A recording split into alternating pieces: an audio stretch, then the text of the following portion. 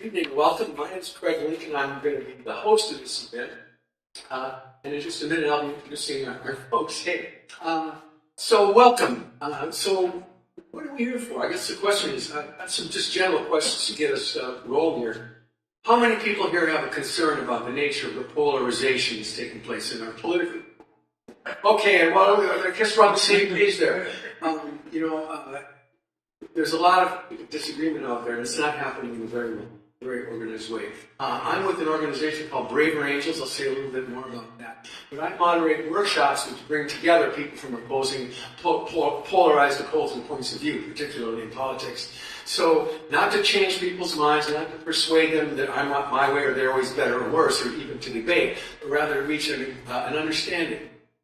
The understanding that the person holding that view other than mine is a human being. They're not a demon, they're an actual human being for the most part, I've found. And once we found, there's an amazing amount of agreement. And you can pick some difficult topics, some challenging topics. I think we've got some Braver Angels people here that have some more specific details than I do. That's what I'm here for. Who's heard of ranked choice voting? Ranked choice. So a lot of hands. If you haven't, we're going to be covering that in specifics tonight, so we know pretty well what that is. Thumbs up or thumbs down? Just some thoughts. Does anybody have a strong opinion? Thumbs up, thumbs down. Okay, so we got a little. Right, so we've got a little polarization around ranked choice voting. Who's heard of star voting? Okay, a lot of hands. If you haven't, it's going to be explained later. Thumbs up or thumbs down on star voting? A lot of thumbs up. I think we got a broad representation, and you're going to hear that point of view. And the term vote splitting, does that mean something to everybody? It's a little bit new to me because I was thinking I split my vote. I vote for two candidates. Well, that's exactly what it means on the candidate level. Our political views, let's call them liberal and conservative. We've got two liberal candidates or two conservative candidates running. If that vote gets split between them, they're not going to have as much power. So these systems are looking at ways to reduce that. I think I'm preaching to the choir with respect to that. Let's see. Let's go ahead and put our slide up there for a little bit. Okay, so here's what we're going to do tonight. I'm going to introduce Braver Angels briefly. There's a couple of representatives we have from here. You can talk to other. We're going to hear from some other organizations that are representing the various voting types. Then we're going to have a fireside chat with Sara Wolk. Sara's here representing the Equal Vote Coalition, and I'll give her a formal introduction in a minute. And then there'll be some time for Q&A. So our objective is look kind of our time frame. You can see we're already a little behind schedule, but that shouldn't be a problem with this group. I think we're going to be just fine. So if you have questions and Q&A, we can hold them to the end. There'll be some things that you're going to probably want to ask them. Okay. So let's briefly, Braver Angels. I just want to make sure I've got some notes here. How many are familiar with Braver Angels? Oh, excellent. Okay, then I can go pretty quickly, but we're a nationally organized, but grassroots organization. We've got 127 alliances nationwide, each alliance founded by people of opposite political views. So in order to form an alliance with Braver Angels, we've got to have at least a liberal and a conservative view at the top of the organization. And then we strive to maintain a relative balance throughout the organizations. Every 127 of those are around the country right now. Our mission could be described in two words: courageous citizenship. And one of the courage that we really focus on is the courage to be able to have the conversations that are difficult.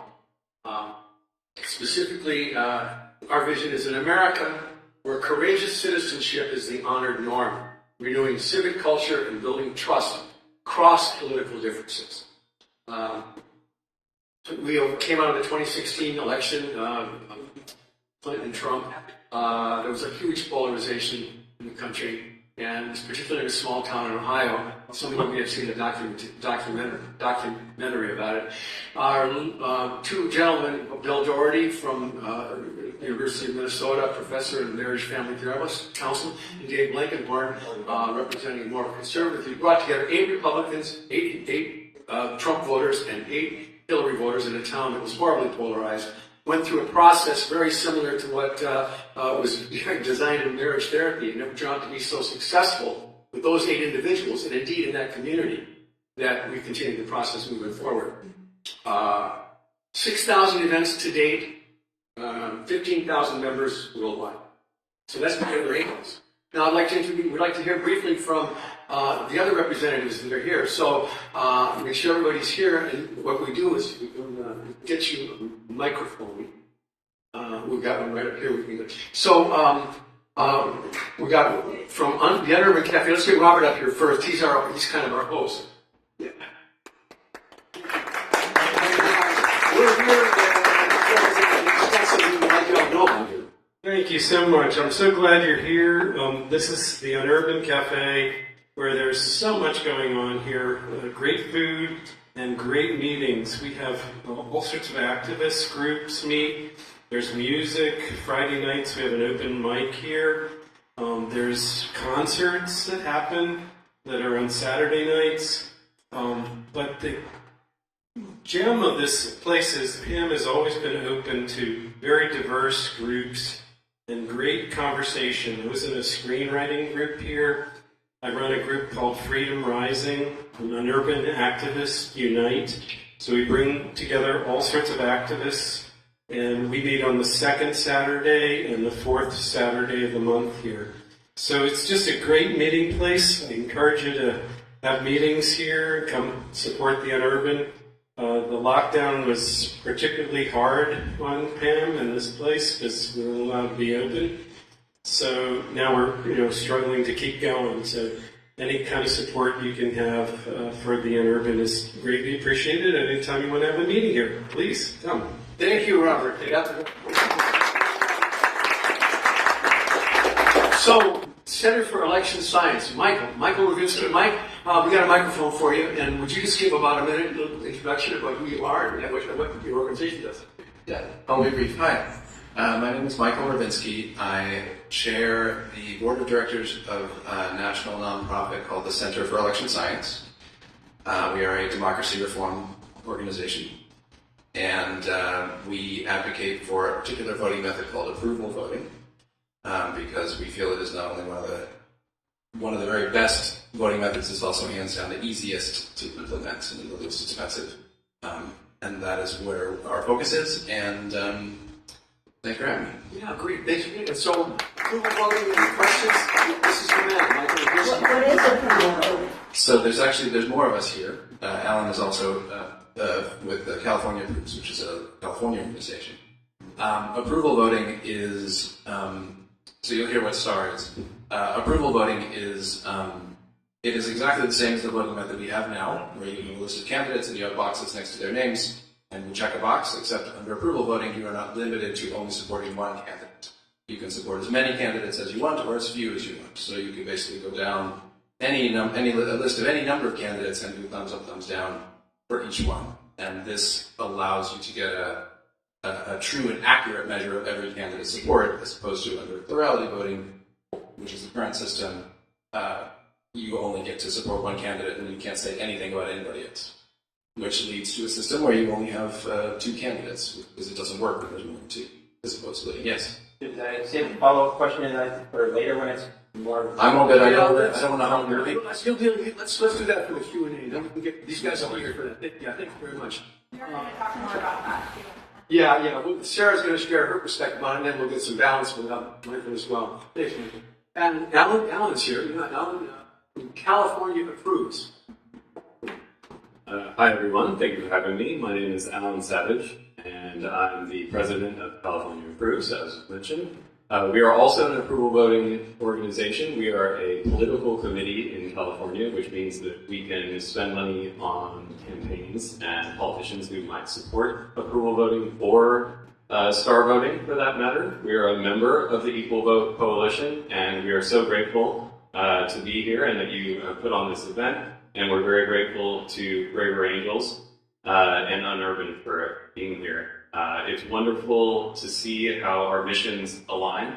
It's really all about breaking this polarization that we have in the United States and learning to move forward together. And I think changing our voting institutions, having our institutions support us cooperating, will really be a game changer. Thank you.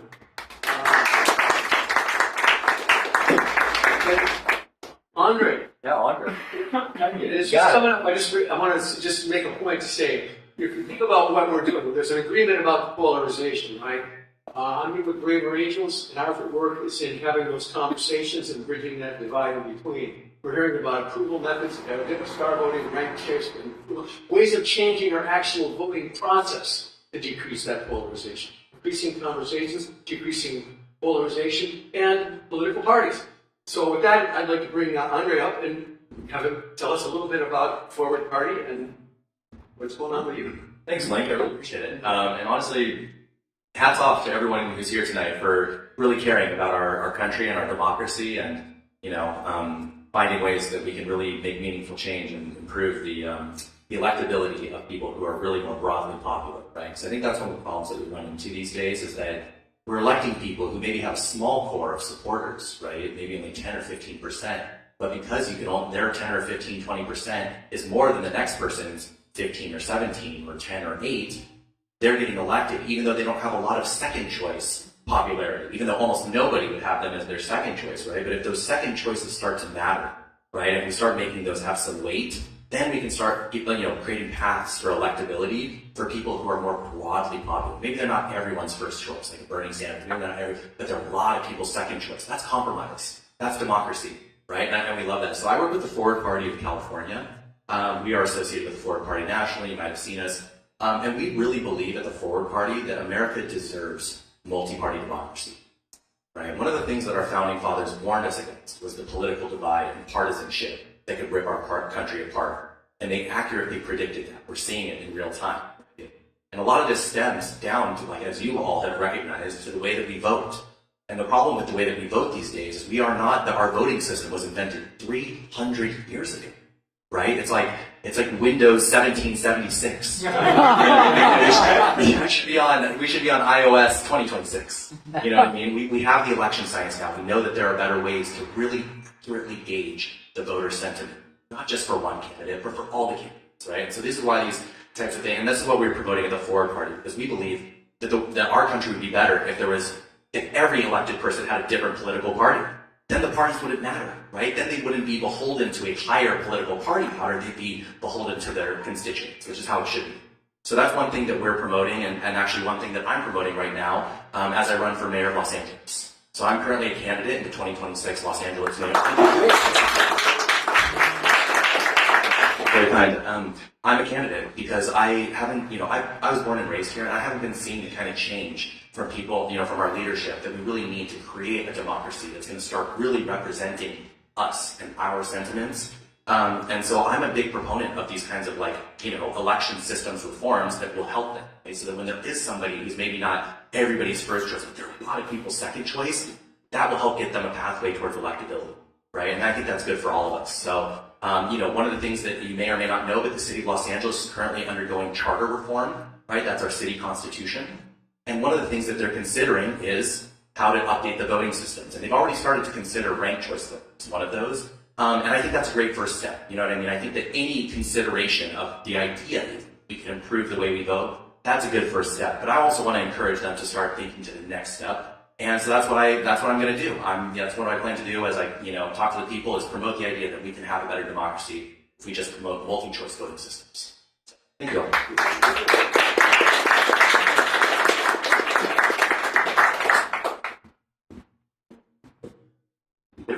Just to reiterate, I think the point, I just want to also say, we talked about there's different approaches to making depolarizing our organization, making our country more fair and representative of all of us. And there's also, if you look around the room, there's a group of folks here who have that at some level, some sense of that's important enough work to get out and come out to the Unurban Cafe and make that happen. So I want to acknowledge everybody who's here. I'd like to, I think we have the next slide. Yes. The Equal Vote Coalition. I'm very interested to hear about this, so I'd like to introduce Sara Wolk. She's our guest today. She said a few things about Sara. She's the co-founder and executive director of the Equal Vote Coalition and the Star Voting Action Group. These are organizations whose mission is to promote true equality in the voting process itself. She and these organizations conduct and support research, they educate communities like ours here tonight, and they build coalitions that empower honesty, equality, accuracy, expressiveness, and simplicity in our voting process, locally, statewide, and federally. So let's give a welcome to Sara.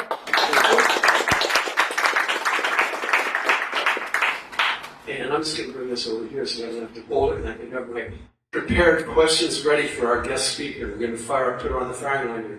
So I'm looking at this approved list of questions, but I want to say the first one I'm going to ask is, what's your story, Sara? How did you get involved with this whole process? I mean, what got you started?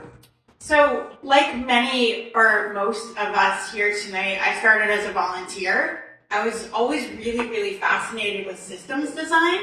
Got into permaculture design, working in environmentalism, working in sustainable agriculture, sustainable architecture, and with any system, it's like the way that we design our larger systems really creates the fabric of our society. It creates our behaviors.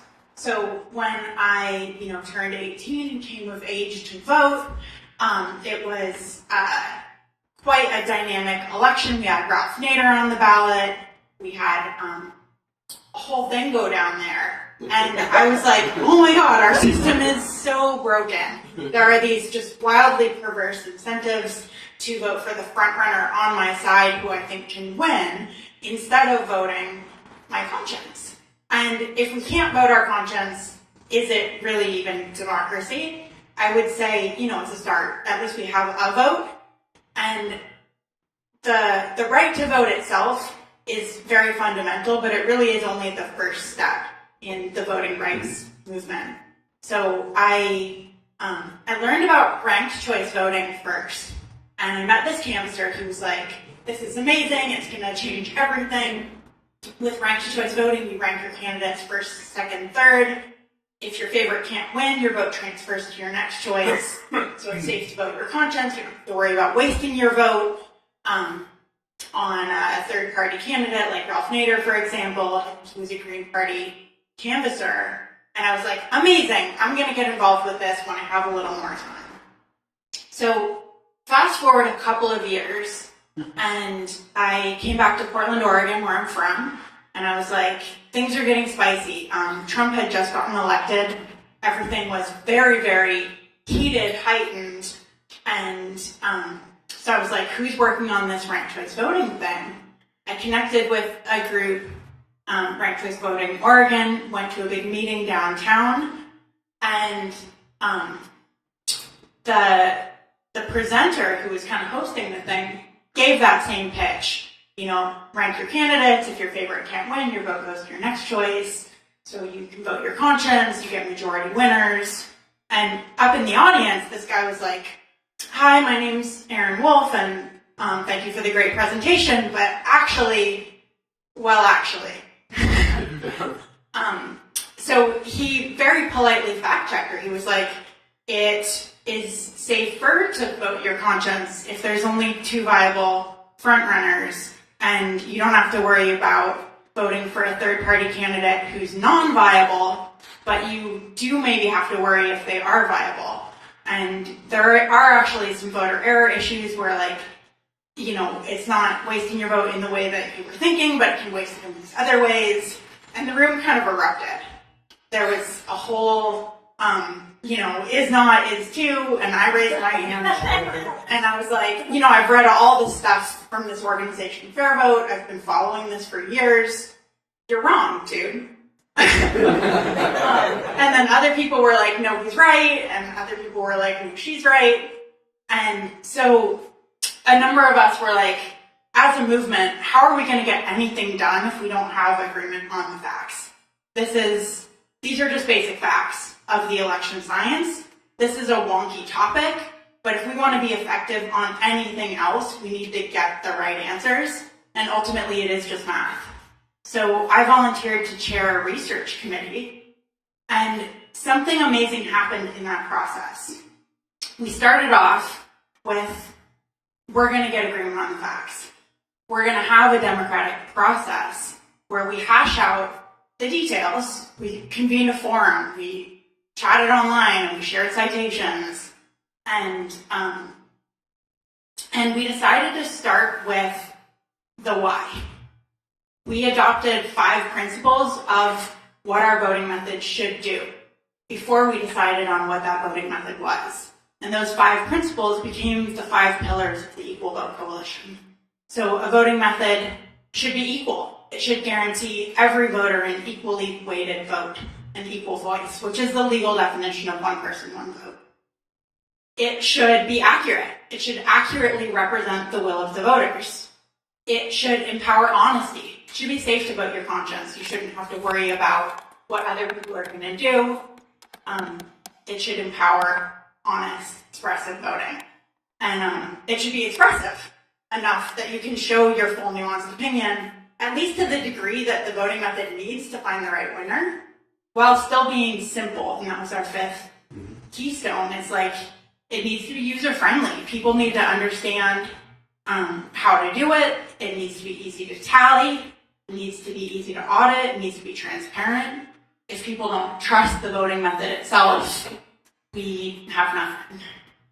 And that process changed my mind. I realized I had read a bunch of propaganda. Long story short, our organization, RCV Oregon, voted by supermajority to go forward with star voting, which I'm going to talk about more. But well, let's move into that a little bit, because now I think you've set the groundwork for how you got to where you are. The question I would have, and maybe we all might have, is from a Braver Angels perspective, how does our voting system contribute to the polarization movement? We were talking about changing the system. I'd like to know maybe what is it about the current system that causes the polarity that we experience? Yeah, so our current system, where you choose one candidate only, no matter how many candidates are on the ballot, it works perfectly great if there are only 2 candidates in the election, or if there's only 2 parties. If you only have 2 options, you get a guaranteed majority preferred winner. You get, an easy outcome. But all of a sudden, if you have a coalition of good guys, you have like 5 good guys running against 1 bad guy, that like super majority of good guys can split the vote. So you get, 10%, 20%, 30%, and somebody with even a minority of the vote who's opposed by the majority can win. So that's a phenomenon called vote splitting that is just bad math. We need voting methods that work when there are lots of candidates on the ballot. We need voting methods that work when there are lots of political parties and political interest groups. We need to empower and support coalition in our politics. So theoretically, I could, if there were 9 candidates voting, a ranked system or a star system, well, you're going to explain these systems, right? Mm-hmm. But that would enable me to say, okay, I like this guy, I like this policy, I like this is a party that represents, say, the climate in a way that's really important to me, but I hate to vote for them because that's taking the vote away from the person I really need to be in office for the social point of view, right? So exactly. And I think we've all experienced that, like, don't vote lesser evil, don't vote for Jill Stein, that's vote for the Republicans, or don't vote Libertarian, that's vote for the Democrats. So we absolutely can do better. The Equal Vote Coalition recommends kind of a slate of different voting methods, and our kind of central message is whether you prefer a traditional looking ballot, whether you prefer a ranked ballot, whether you prefer a snazzy 5-star ballot, as we're going to get into, there is a way to fill out and tally that ballot that guarantees an equally weighted vote. So, for fans of the traditional looking ballot on the left, we have approval voting represented by Alan Savage, California Approves here, and Michael Ravinsky, Center for Election Science. And that is just a simple upgrade to our voting method that guarantees an equally weighted vote, eliminates vote splitting, is accurate with lots of candidates in the race. There's also a score ballot, which is an interesting idea. So that's kind of taking the 5-star rating and saying, 5 stars for my favorite, 0 stars for my last choice, And I'm actually able to show, who's my second choice, who's my third choice, but also how much or how little do I like these different options. So is my second choice almost as good as my favorite, give them 4 stars? Are they actually tied for favorite? I have multiple favorites. Amazing. That'd be fantastic if we had multiple wonderful candidates on our ballot. In star voting, you can show that. And then, or with a 5-star ballot, you can show that. And then on the ranking side, it's just simple preference order. Well, that makes a heck of a lot of sense to me, Sarah. So what's the resistance to this? Why is this not, whether we like these 3 opportunities, these perspectives, these different ways, it seems pretty obvious to me that works better than the system that's giving us these split candidates. What's the resistance to this? Well, like anything in policy or politics, the devil is really in the details. So I think when I first got involved, I had heard of ranked choice voting, and most people have only heard of ranked choice voting. And the way that I set my notes down somewhere else over there. But yeah, with ranked choice voting, the way it's tallied actually doesn't count most of the rankings on your ballot. And that fundamentally creates a whole chain reaction of issues in the system. So with traditional ranked choice voting, the way it's being promoted all over the country, you rank your candidates first, second, third, fourth. If you rank candidates equally, that can void your ballot. That's a really common voter error. And then you only count the top ranked candidate. If then they eliminate the candidate who is in last place, and they transfer your vote to your next choice if possible. In some cases, partway down the process, your next choice will have already been eliminated, so your vote won't be able to transfer. And so that can cause a bunch of really sideways, kind of counterintuitive outcomes. And this is not the details that we want to be telling people on the street. Like when we're trying to tell people about let's upgrade our voting method to something more expressive, more robust, it shouldn't be introducing new problems along the way. Research has been in pretty near consensus that it's one of the more outdated, clunky, kind of problematic ways to go. So it's been a real journey for us to try and take this kind of lay of the land and say, we wish there was just one simple answer, but in fact, if we want to get anything done here, we kind of need to pivot as a movement away from outdated reforms that have already been kind of debunked or disproven, and towards reforms that actually can stand up to some tire kicking, that actually deliver on the talking points.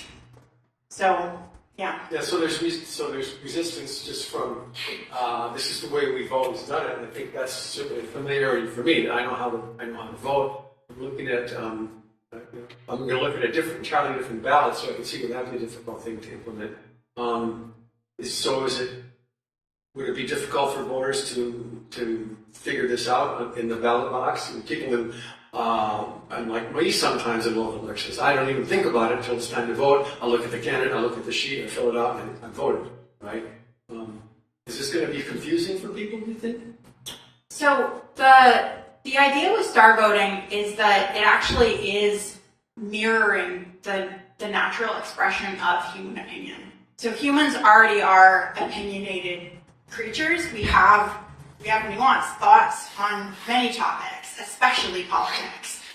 We don't necessarily feel comfortable expressing those views at the Thanksgiving table, but we do have ideas of this candidate is my favorite, 5 stars. These ones are also really good, like this voter on the screen, 4 stars for both Carmen and David. Erin is kind of a lesser evil. We prefer her over Blake, but not by much. Hopefully it doesn't come down to that. And so star voting just allows you to whatever your nuanced opinion is, you can express it on a 5-star ballot. And the 5-star rating has been used all over the world by millions, if not, millions and millions of people. Well, there's a concern, it has been voiced over the last 2 elections about election fraud. Without taking a position on whether it was or wasn't fraudulent in spots, are these systems equally challengeable on that issue of fraud, or is there more transparency that's available to us? How do we compare with that potential concern? Yeah, it is a really big concern, obviously. It's one that's has the potential to tear our country apart. And it's one of the reasons that we do support voting methods that count all of the data on your ballot, that are robust and simple to tally, that are transparent. So with star voting, for example, the way it's tallied is you take the scores on your ballots, add them up. It's all just basic addition. You find the 2 highest scoring candidates overall, and those are your finalists. And then your vote automatically goes to whichever finalist you prefer. You don't have to vote again. Your ballot already shows which finalist you scored higher. So you end up basically with just a 2-round process, where in the first round you add up the stars, in the second round you add up the votes, and the finalist preferred by more voters wins. So that's very transparent. It's very easy to do. It's very easy to audit, to tabulate, the whole 9 yards. Approval voting also is just tallied with basic addition. And so both of these methods really naturally conform to all of our best practices for election integrity and election security.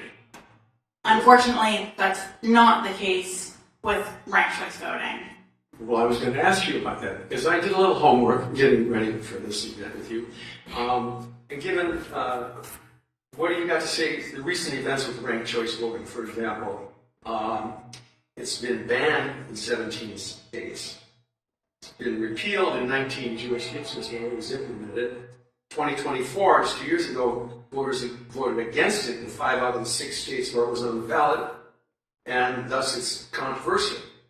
And but that's the only one people seem to know about. People are pretty familiar with it. So, how would you address those concerns, and where do we go from there if people aren't ready to implement something that seems like it's going to work? Yeah, in 2016, when I first got really involved, there were a couple of different groups. There was the Center for Election Science, the newly formed Equal Vote Coalition, and they were really blowing the whistle on ranked choice voting at that time, particularly in smaller election science communities, saying, we shouldn't be pushing a reform that requires centralization of the ballots, that introduces some serious new deal breakers in the process of getting really incremental gains in one area. That trade-off just doesn't pencil out. And they were pretty well ignored by the larger political establishment. And then Alaska happened. First Burlington happened, then Alaska happened. So in Alaska, they were they were the second state to implement ranked choice voting statewide. And the very first election, essentially everything that we had said would go wrong went wrong. It was the exact worst case scenario where there were 3 frontrunners who were all competitive, 2 Republicans versus 1 Democrat. The 2 Republicans split the vote, and even though 60% of voters had ranked one of those Republicans first choice, a Democrat won. Democrats were like, fantastic, we won. We love this new system. But obviously, in somewhere that's kind of left-leaning, supermajority like California or Oregon, where I'm from, this could easily just as easily happen in reverse. So all of the talking points that I had been sold on were proven false. Ranking your first choice, honestly, in first place actually did backfire for a number of people. There were really high rates of wasted votes that didn't transfer and were able to be counted in that final round. ballots were like float planed and trucked into a central location. There were massive delays in actually getting the results back. And so unsurprisingly, the Republican Party pushed back and made it their number 2 priority to ban ranked choice voting nationally. And they did not attack the problem with a scalpel. They attacked it with a sledgehammer. So to date, 17 states have banned ranked choice voting, and 2 of those bans actually took out approval voting as well, despite the fact that approval voting doesn't have any of these issues, that approval voting was specifically promoted as an alternative to deliver on the goals behind ranked choice voting while addressing the criticisms. And we're seeing that threaten star voting and also ranked robin, another one of our, good top shelf voting methods. There are a lot of great voting methods out there that don't have these problems. And the fact that the money in politics is supporting ranked choice voting, something that's kind of like a black box and oversold, it really is a critical moment for the voting reform movement as a whole, where if we don't differentiate, if we don't pivot as a movement, and if all of us little dogs don't work together to say, we all agree on the science here. We might like approval voting because it's the simplest, most traditional looking ballot. We might like star voting because we think it has the best path forward and we think it's the most robust. But, no matter which type of ballot we want, the bigger question is how do we ensure that every voter has an equally weighted vote? How do we uphold the gold standard of one person, one vote? How do we keep this a bipartisan movement? Because everyone needs better collective decisions. Everyone needs better representation. Yeah, so the question I have, though, so I want to be clear. So ranked choice voting was tried. Everything that could go wrong went wrong. So if I'm understanding correctly, so let's correct me for everybody, ranked choice seemed to have the most name recognition. People had heard that the most. So that sort of became the umbrella term for election reform. Now we have some different perspectives that actually work more effectively. Yeah, so I think the better umbrella term is alternative voting methods. Ranked choice voting is really a name brand for one specific model that it has the name recognition. That has some issues. If we want to be more inclusive of just ranked ballot methods, we recommend calling that just ranked voting. And there are some better ways to do that.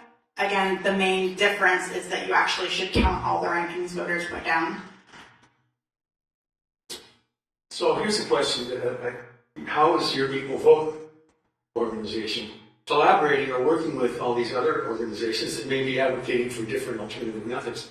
Yeah, so I think with what we're seeing on the national stage with, the 2014 election cycle saw massive money spent on ranked choice in dozens and dozens of states. Wherever it was on the ballot statewide, they lost pretty badly. And there was also been a lot of repeals. So we're kind of seeing ranked choice, which was we just have to go with the name recognition, that's what everyone else is doing. Momentum was for years what we were shut down with. And we were no, we really have to get this right.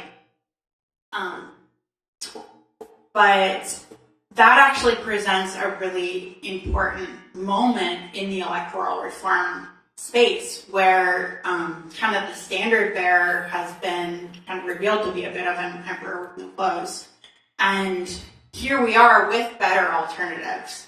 So it's a really important time for the approval voting community, the star voting community, and the ranked robin, better ranked voting community to join together to cite each other, to just say, they're right on these facts, they're right on the story, and make sure that we actually pivot as a movement and kind of work together to tackle this larger Goliath.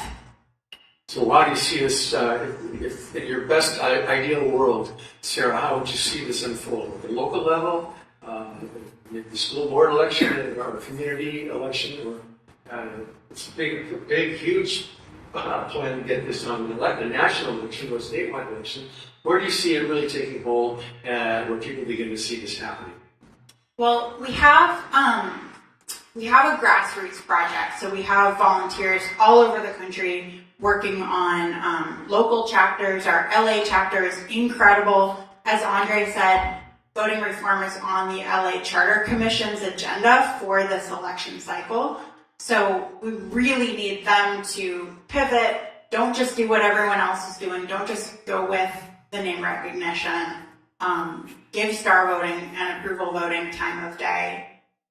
And then we've got committees as well that are working on all the other pieces of the puzzle that a campaign needs to be successful. Whether that's writing articles, doing research, doing software development, doing outreach to local organizations, because we're not going to get voting reform to happen if we don't have, the local interest groups and, whether it be Forward Party or NAACP or Common Cause, all League of Women Voters. These are all established organizations that that need to be pulling together, and we need to be there to tell them what they need to know about this issue. It is obviously a little bit wonky. So, Wonky's a good word. It's but a little. You're clarifying it for us, I think, anyway. Let's check and see if there's anything else we really want to cover here.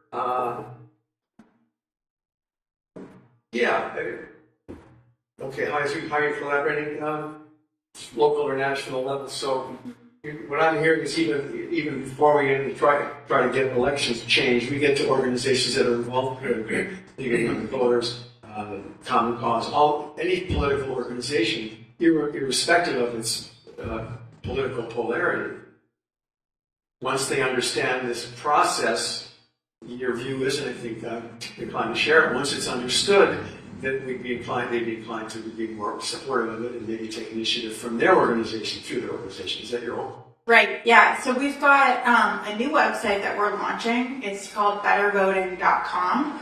And on that website, you can use star voting for your organization to do their internal elections or to vote on their logo or to make any sort of decision, whether it be where should we go on family My vacation. condominium association could go to this website and implement this voting process when we elect a new chairman, a new executive person. Exactly. Yeah, and we have a bunch of different top shelf voting methods that you can try for yourself. So that is one of the easiest ways to make a difference in this, is to be effective in your own community. Trial these voting methods, normalize them in your own community, and see for yourself what you like and how it works. We are a volunteer-led organization, so whatever skill sets you have, we can absolutely put them to work, whether it's writing or software development or outreach or dozens of other little projects we've got going. There's really, really brilliant people all over the world that are working on this, and we do need your help. It's not something we can get done on our own. Well, thank you for spearheading this initiative from your end. Is there anything else that wasn't covered on the question list here that you think you might want to share? Maybe if anyone notes or anything. And then what we can do is open it up to questions and the voting methods and representatives. So anything else? Yeah. So if you want to learn more about the electoral reform landscape in general, our website for that is equal.vote. That's the Equal Vote Coalition. And star voting, again, is our flagship recommendation when we look at all of the different considerations. If we could just have our cake and eat it too. Star voting is already constitutional in all 50 states. It addresses all the concerns of the anti-ranked choice voting people while delivering on all of the goals of the pro-RCV people. So we really do think that that's just one super adaptable, super robust reform that could help make us more effective on every other issue. Thank you. So I think can we just acknowledge Sarah and then let's continue with the conversation. So that the agenda calls for some Q&A at this point. I'd like to let's open up for some questions and maybe some informal discussion. I saw a hand up here, and then was it Robert right there? Robert, and then a gentleman here. So yeah, question for Sarah. Yeah, are there examples where this has worked already? You said it's worldwide. Yeah. Do we have them? Yeah, make sure, you know what, I don't know if we need the microphone if you speak up. So the question is, And I can repeat the question so we have it on camera. But you said, are there examples of where this has been tried in the real world? Yes. So star voting has been used statewide by the Independent Party of Oregon for their primary. The Democratic Party of Oregon has used it for their presidential delegate elections, so electing the delegates to the National Convention. The Python community just recently used star voting for their internal elections. So that's the Python programming level. we don't know what snake people? Yeah. So the sorry, I kind of garbled my words there, but Python is one of the leading software development languages that programmers use to write code. And so for people in the software development community, that is a huge deal and a big organization that has a lot of influence. We're really excited to see them use star voting. We've got unions using it. We've got all sorts of political organizations and political parties around the world using it. And we just had star voting used to elect our first sitting government official in Astoria, Oregon. So that's super exciting. Well, so some examples, yeah. Thank you, Robert. Let's so we can get this on. We're being recorded for Sarah, so let's stand by Robert on the microphone and then. I can stop loud enough. Right, okay, then she'll yeah. What about the Electoral College? So electoral reform is a big puzzle. And in order to solve all of the problems and deliver like a fully equal vote, the Electoral College is part of the puzzle. So is the Senate, so is gerrymandering, so is money in politics, and of course like voter disenfranchisement and just barriers to voting in the first place. So the reason that we focus on the voting method itself is because this is something that doesn't require a constitutional amendment. To abolish the Electoral College is a multi-generational task where we would need a supermajority of states. It's just really, really, really difficult, if not impossible to do. And whereas something like adopting star voting, we can already do this right now. We can do it at the local level, but we could do it for all of our elections in the United States of America. And every time that our presidential elections have failed to elect the candidate who is preferred by a majority, it wasn't just the Electoral College that failed. It was actually vote splitting between like the Democratic Party and the Green Party in the Ralph Nader scenario, or between the Republican Party and Ross Perot. So both major parties have lost the presidency because of vote splitting. And this is the problem that is just easily solved with approval voting, star voting, or ranked choice. So if you had enough people, it would override the Electoral College issue. Yeah, how would it work in the context of the Electoral College? That's a pretty sophisticated question. It's a good one. Yeah. Well, go ahead and take it. How would it work with the Electoral College? So star voting could be used for presidential elections. Each state would adopt star voting at the statewide level. And then currently, most states are winner take all. So if California adopted star voting, then all of California's electors would go to the winner of star voting. We actually have an interstate compact where if different states were to adopt, like, you know, one state uses approval voting and another uses star and another uses ranked choice, there's a method for how you can tabulate all of those in an integrated way, identify the 2 front runners, and then allocate the votes to the finalist who's preferred by the majority. So there is a good workaround. It is a little wonky in the details just because the Electoral College is already very wonky in the details, but we have a page on that on the website at starvoting.org. So that's a good challenge. Thank you, Rob. And a question over here, yeah. And then tomorrow, we'll get. You mentioned that there were issues with ranked choice voting where people had ballots where they couldn't figure out how to fill them out correctly. Mm-hmm. Does that problem occur in star voting? So in star voting, any way you fill out your ballot is essentially valid. You could, of course, take a Sharpie across your ballot and draw a picture of Hello Kitty, and that would be a voided ballot. But the most common voter error with ranked choice voting is if you score 2 candidates equally, especially your first choice, that would void your whole ballot. But in star voting, you're allowed to say, these 2 are both my favorites. I give them both 5 stars. This one's 4 stars. In star voting, also, you don't have to use every single available rating. In ranked choice voting, if you were to rank your candidates first choice, third choice, fourth choice, or if you skip some of the rankings, that can void your ballot. Depending on the jurisdiction, and that's another thing that's just totally allowed and totally fine on the star ballot. So the instructions for star voting are super simple. Give your favorite 5 stars, give your last choice 0, score other candidates as desired, equal scores are allowed, blank equals 0, and whether or not you even follow those instructions, your vote can still be counted. And then in that runoff step, there's an extra safeguard where no matter what scores you gave those finalists, your ballot equals 1 vote, and every ballot is equally powerful to everybody else's ballot. So no matter what scores you gave originally, it's just got that built-in safeguard where you don't have to strategically score somebody higher or lower because ultimately your ballot's still going to count as a vote, just like it does now in the top 2 runoffs in California. Thanks. Yeah, question here, and then back there, and then up here. So does the star voting, do you need to do a runoff? Do you need to do another election? So is that complicated?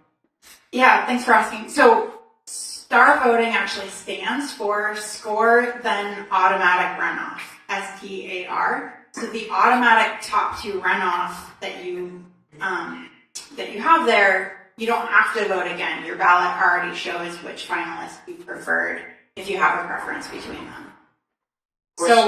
So you don't have to have a second election. There are reasons why you might want to have a primary that narrows it down.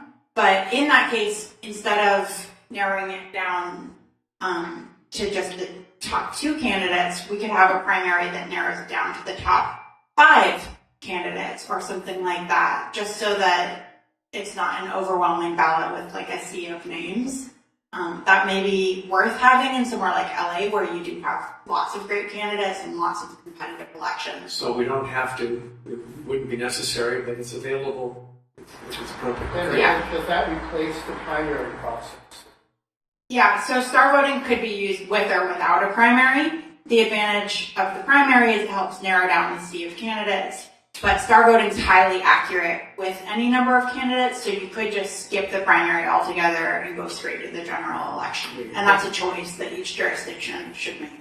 It's a question in the back here. Are you suggesting more of a proportional representation system in the US instead? Do you think it will work? Because with the US being so large, I think there will be more coalition between smaller parties. Yeah, great question. So she asked about proportional representation and if we think that that is a piece of the puzzle here. So what I've been talking about so far is essentially star voting for single winner elections, like mayor, for example, perfect example, or city council, District 1. But in lots of Europe and around the world, people use what's called proportional representation, which is a multi-winner system in which if you have 10% of the vote, your party would win 10% of the seats in parliament or seats in the House. And star voting is fully compatible with proportional representation. We have people working on that in countries that have a parliamentary system. So, long story short, yes, you can do star voting in a parliamentary system. LA is, I think, considering proportional representation just for LA City Council. And if they did that, they could do proportional star voting. Yeah, Alan's got a question with patient, and then here, and then under.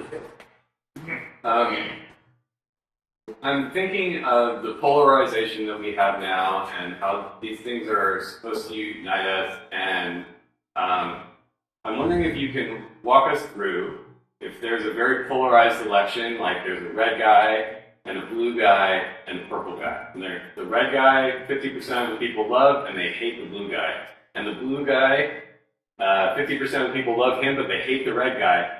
And everybody's like kind of pretty okay with the purple guy. How does the purple guy fare in star and approval and ranked choice voting and what we have today? Yeah, so our current system, like I said, is only accurate with 2 candidates on the ballot, and 2 parties is what kind of devolves out of that math. So if you have a candidate in the center, your purple candidate, with the current system, they have to compete with the guy on the left, but they also have to compete with the guy on the right. So they're kind of surrounded, they're getting ganged up on, and they are just statistically way less likely to win, even if they had just as much support as their competitors. So that's a phenomenon called the center squeeze spoiler effect, where it's just kind of the worst, most polarizing type of spoiler effect. So with approval voting, you could say, you know, my favorite's this guy on the left, but I also really love this person in the middle, and they're so reasonable, and I think they could really work together with the larger coalition, and I think they could be more effective, they're really professional, and so I'll approve both. And then the guy on the right might say the same. This is my favorite, but I prefer, but I also support the guy in the middle, who I think would represent everyone really well. So in a system like approval voting, that consensus candidate would win if they had enough to do so. They would certainly have an equal level playing field to compete on. And with star voting, rank robin, all the methods we support do elect that consensus candidate who best represents the electorate at large, not just the person who represents the biggest faction. And ranked choice, since it's actually counted like a series of choose one traditional elections, it actually has that same center squeeze polarization built into it as the current system, unfortunately. Great question. We'll get the answer. Yeah, this question back here. Yeah, so earlier you talked about how STAR is much more robust at avoided ballots, invalid ballots.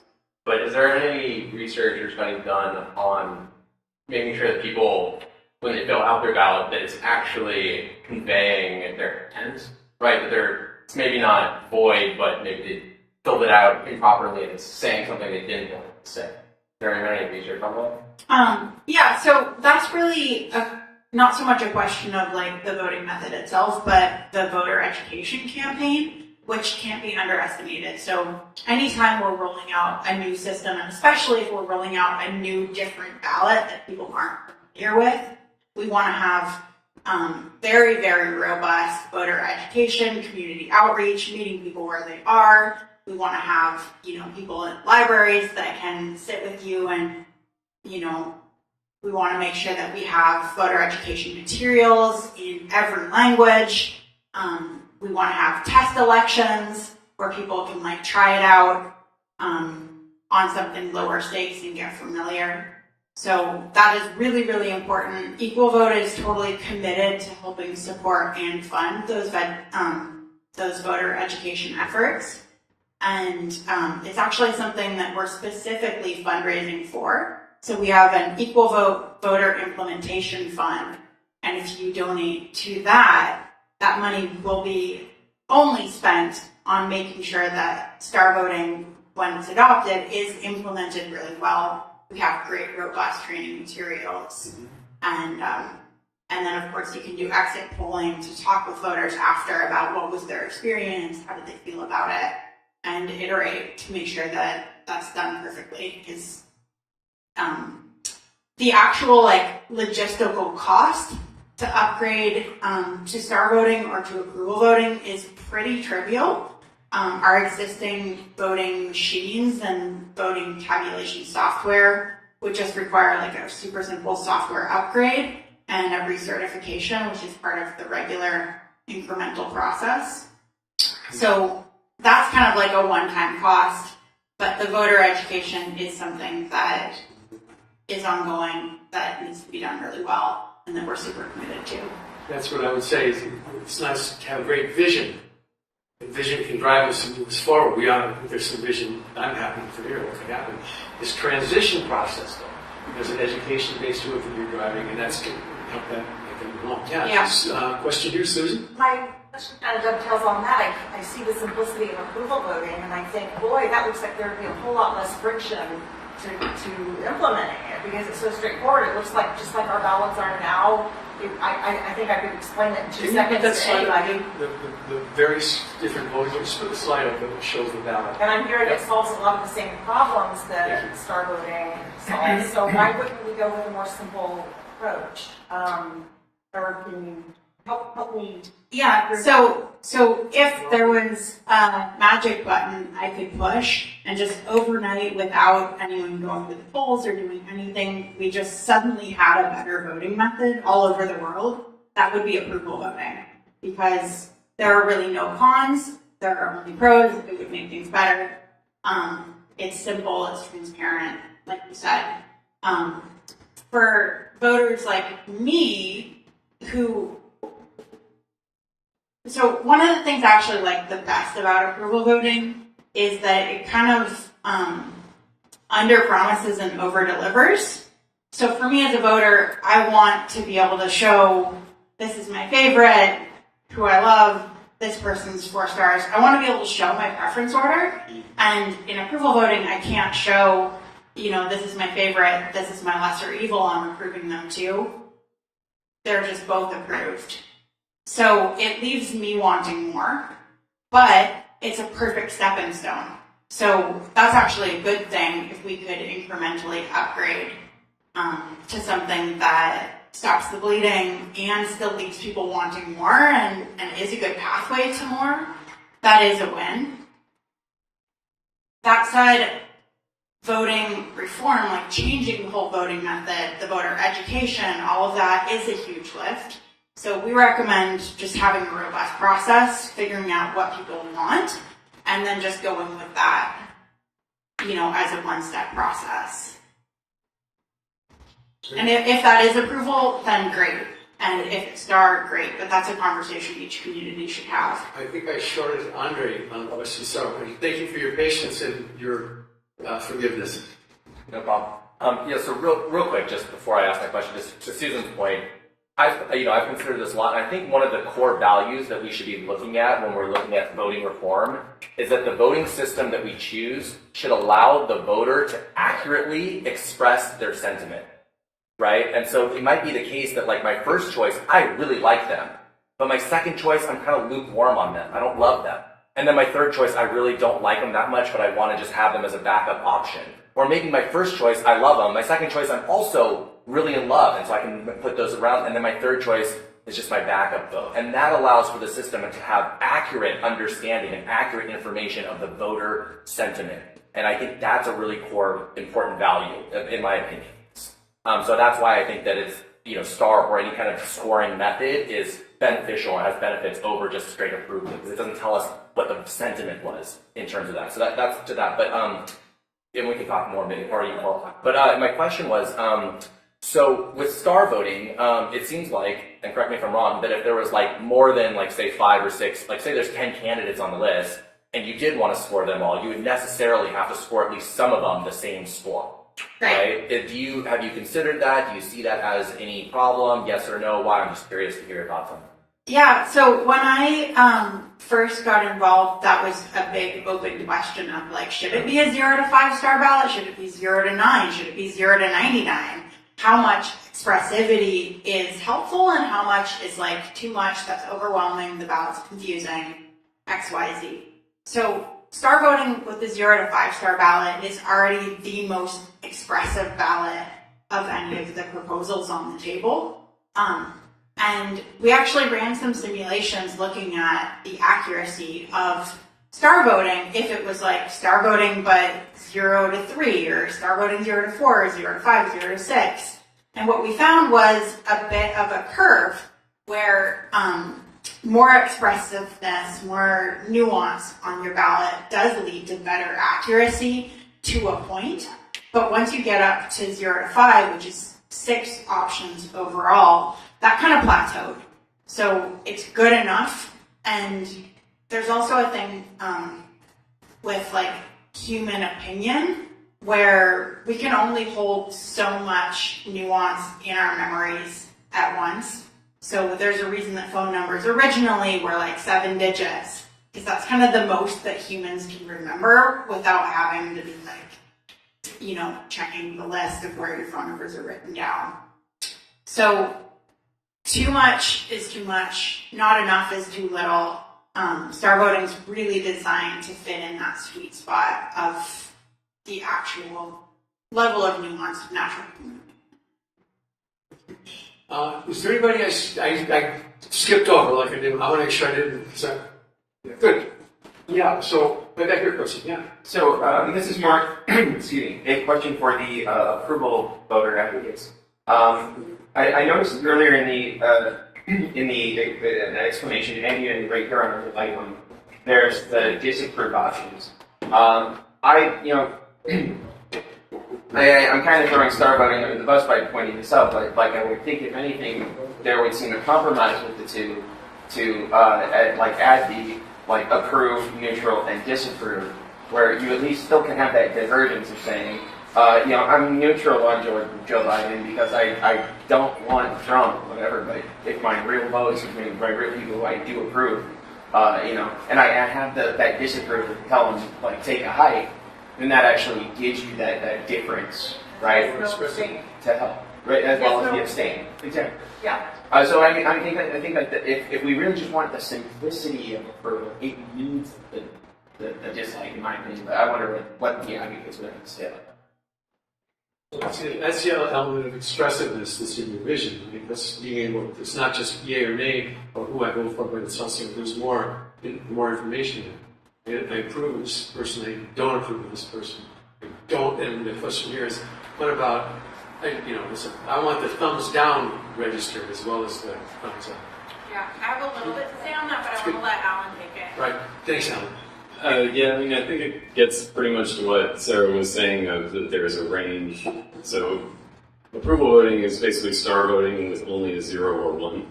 And then I think yes-no-abstain would be kind of 0, 1, 2 or -1, 0, 1. Works out the same math-wise. Yeah.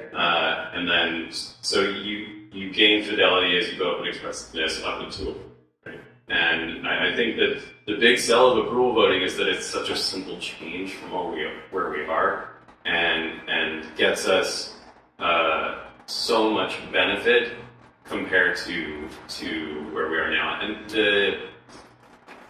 if there's that candidate that's kind of on the edge, what they'll end up with is just a middling level of approvals instead of approvals, and they just won't be able to overcome somebody who is more excited. Does that hopefully that makes sense? Or more that has more. I don't know, and I have one more question on that. And before we go to the next question, so one of the things that's really important with voting reform is making sure that the ballot accurately reflects the will of the voter and the voter intent. That's kind of one of the most fundamental principles of, filling out a ballot. We need to respect that voter intent. And so star voting, 0 to 2 stars, totally valid option. That's kind of like a functional variation that would be just fine.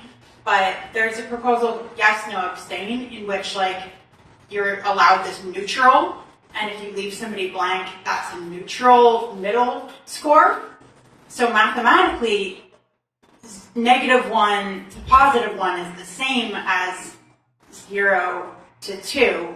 And what that would mean is that, like, let's say you have Hitler before he's really started his career, nobody's heard of him, most people leave him blank. The people who have heard of him are like, oh my god, this person's dangerous, -1.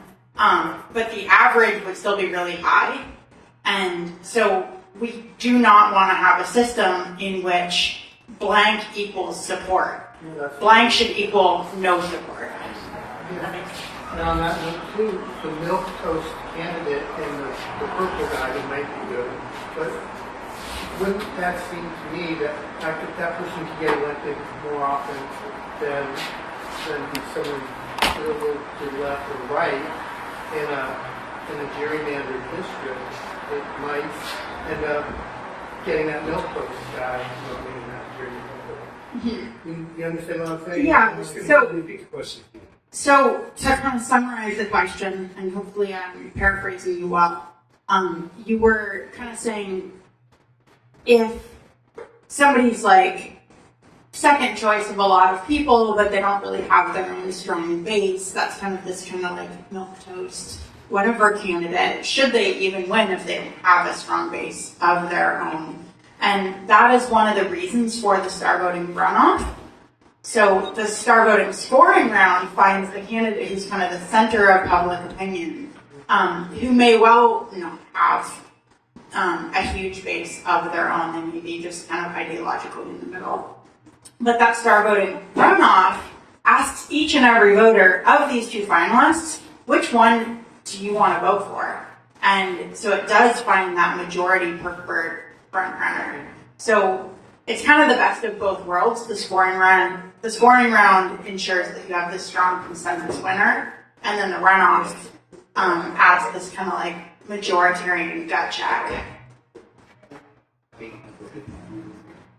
Along the line of what the other gentleman was saying, an issue with approval voting, it seems to me, would be that you could have someone who is everybody's second choice and nobody's first choice be the winner.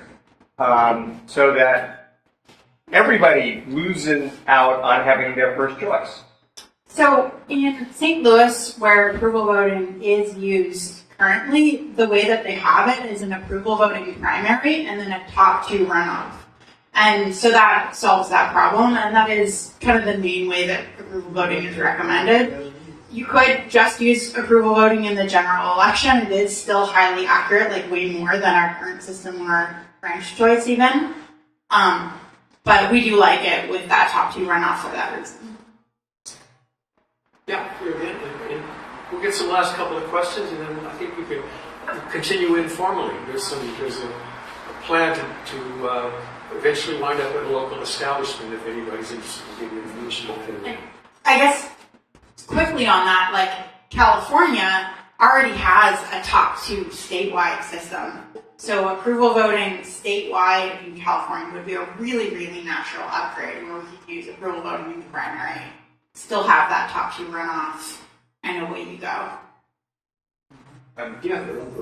Go just finish the wiki talk. Yeah. Well, so I also wanted to point out, I liked what was mentioned earlier about the struggle with star voting, where if you've got like 9 candidates, but there's 5 stars total, you're going to be matching if you don't have like an actual equal likings and seconds. So I wonder if like from the simulation, it would make sense to me that you might be, if you're really studying this mathematically, you should be coming to some kind of formula that's like, say, for example, n+2, that would actually be like the number of candidates plus 2 should be the number of stars used or whatever, plus number of candidates plus n, we'll say, right?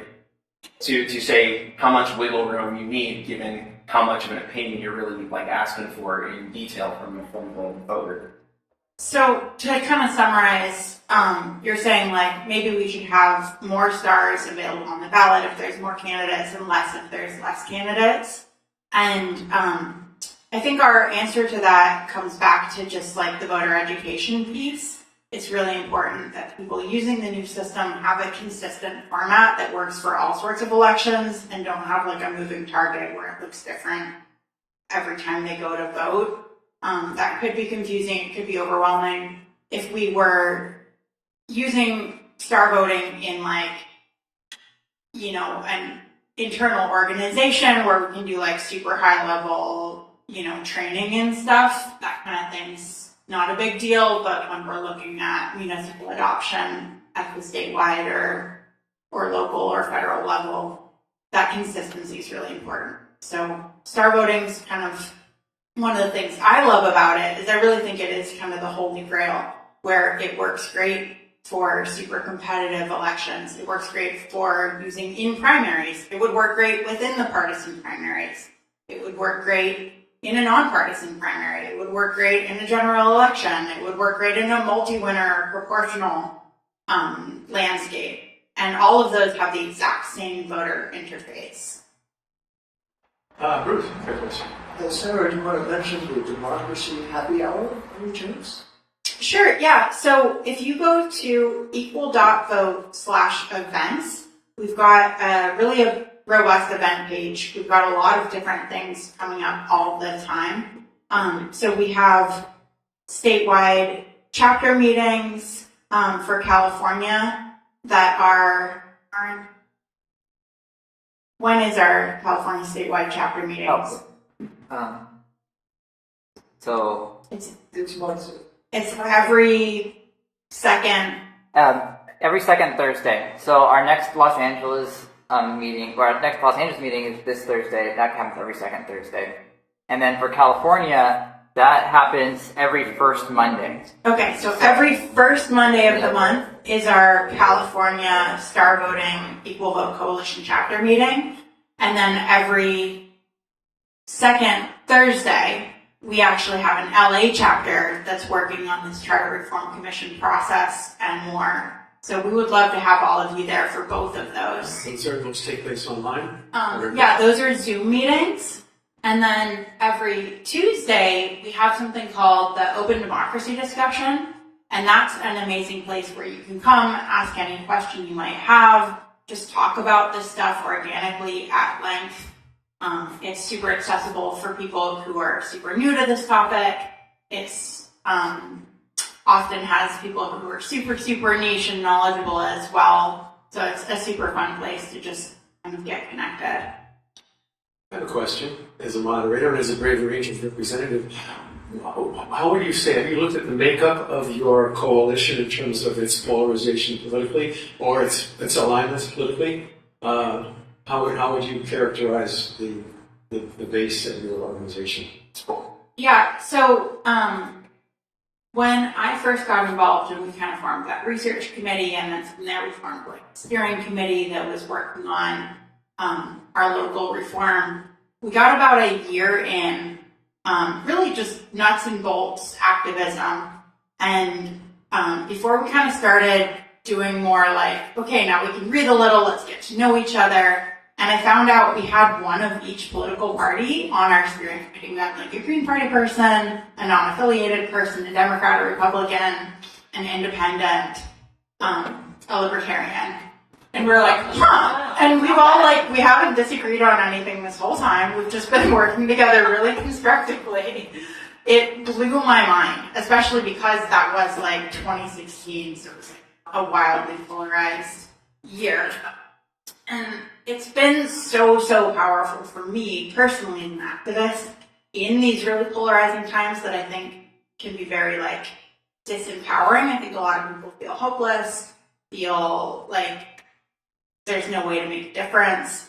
To be involved with something like this where no matter what faction people are coming from, we have like the best people from that faction. We have people who just have, you know, real commitment to truth and to equality as a value, and to the idea that democracy, you know, for better or worse, we want to empower people to make collective decisions, and we trust that process, and we just want to make it better. So it's incredible.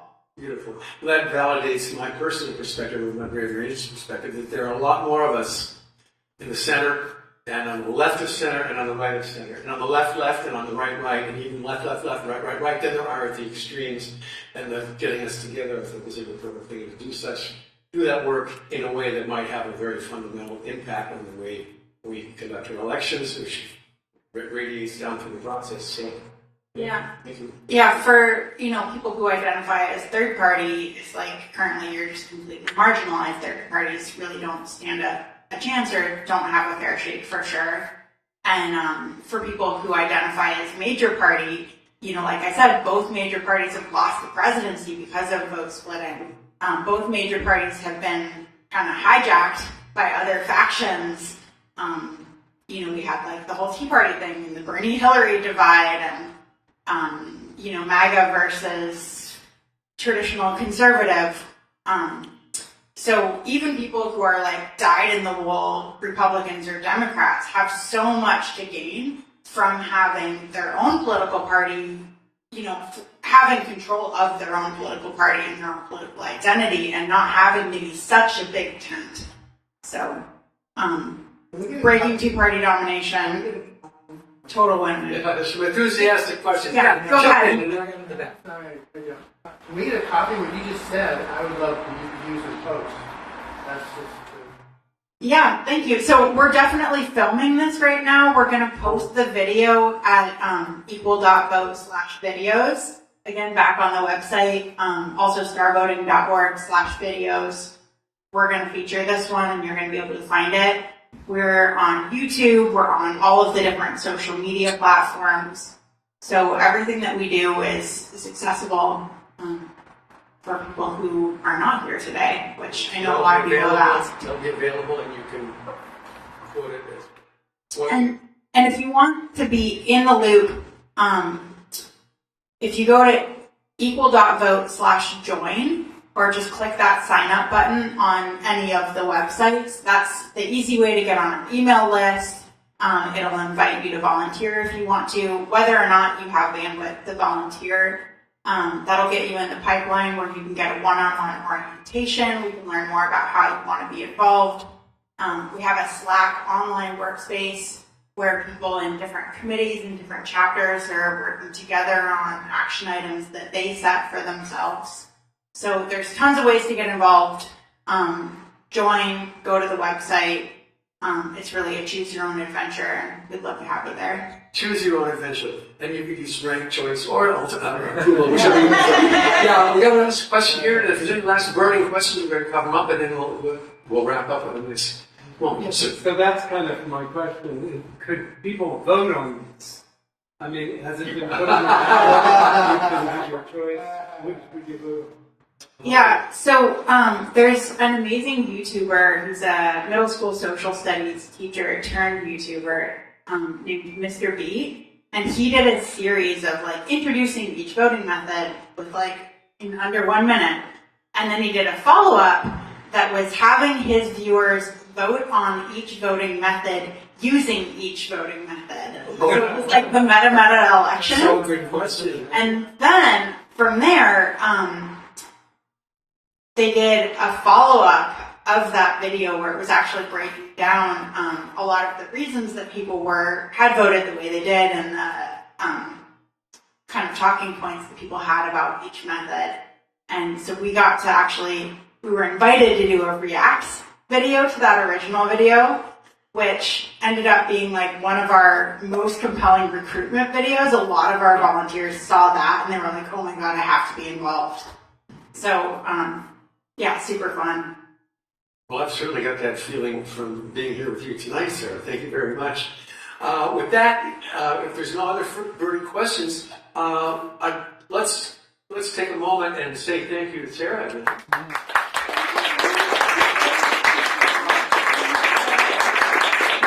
Really appreciate you stepping up and hosting, facilitating, and bringing that depolarizing braver and peace perspective. Well, it looks like we're doing the same kind of work from two very different approaches.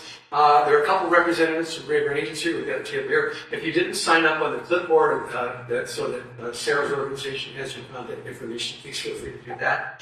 I've got a couple my prime questions here. I'm not sure how they necessarily fit, but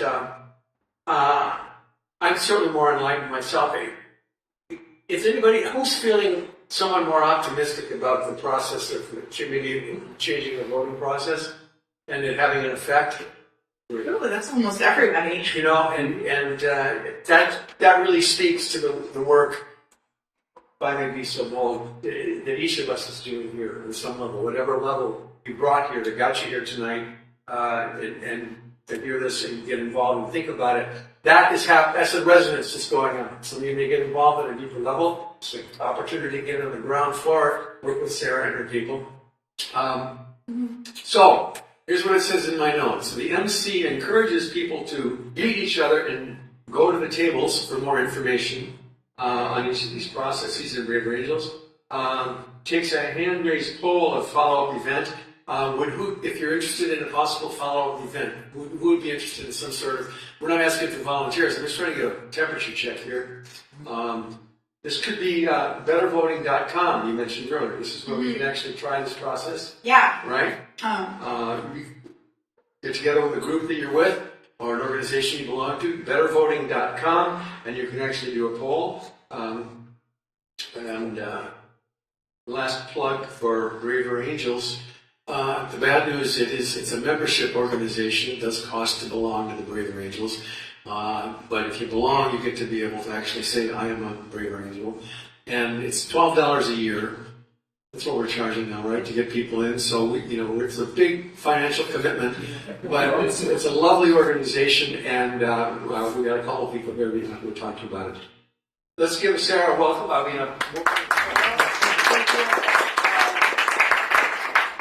You signed in, talk to us. The doors close at 9. We're going to be out of here on time. And after party, it's a 10-minute walk to, which way is Tony's High Dive? Tiny High dive. And I want to take a second. Arn, if you could come up here. So Arn is the one who really spearheaded organizing this event. Arn is our LA chapter leader, one of our board members for Equal Vote, longtime California chapter leader, and just like a brilliant organizer, developer, and like multi-talented human that I'm super excited to get to work with and to work with in person right now. So yeah, big round of applause for Arn.